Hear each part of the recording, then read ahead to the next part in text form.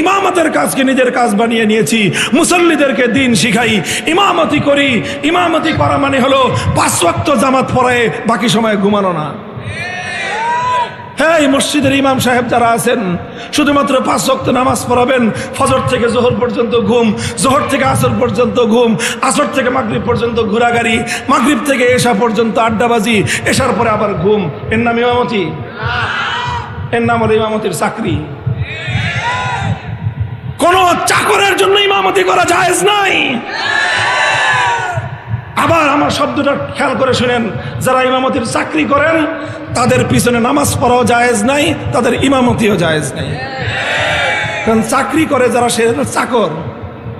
কোন চাকর মানে যাকে আপনি চাকর মনে করেন তার পিছনে আপনি ইমাম ইক্তেদা করলে নামাজ সহি হবে না। এই জন্য আপনাকে নামাজের শুরুতে ইক্তেদা করতে হয়। কি ইক্তেদাই তো বিহাজা চাকর, কি বলেন? ইক্তেদাই তো বিহাজাল ইমাম। ইমাম মানে হলো এই মসজিদের যত মুসল্লি আছে অন্তত প্রত্যেকটা মুসল্লির দ্বীনি জিম্মাদারি আদায় করার নাম হলো ইমামতি।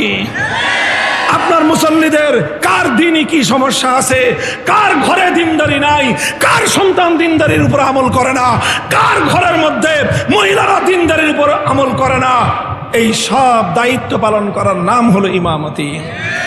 আমি বলছি উলামায়ে কেরামের মধ্যে একদল, তারা ছাত্রদেরকে পড়ায়, তারা হয় মুআল্লিম, তারা হয় শিক্ষক। উলামায়ে উম্মতের মধ্যে একদল, তারা মসজিদগুলোকে সামাল দেয়, তারা অনেক সাধারণ মানুষকে দিন শেখায়, তারা হয় ইমাম। উম্মতের আরেক দল, তারা খানকাহ নিয়ে বসে যায়, উম্মতের আত্মশুদ্ধির কাজ করে। উম্মতের আরেক দল গাট্টি বস্কা নিয়ে চিল্লার পর চিল্লা, সালের পর সাল লাগায়, জীবন চিল্লা লাগায় দেয়।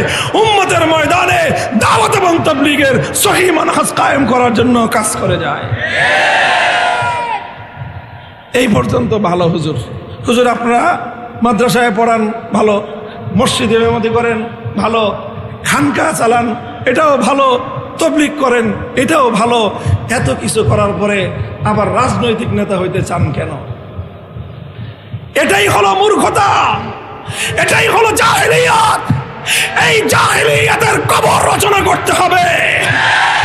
আজকের আমার এই জাহেলি সমাজের এই জাহেলিয়াতকে যদি আমি আর তুমি দূর করতে না পারি, খোদার কসম খেয়ে বলি, বিরাসতে নবুয়তের জিম্মাদারি আদায় হবে না।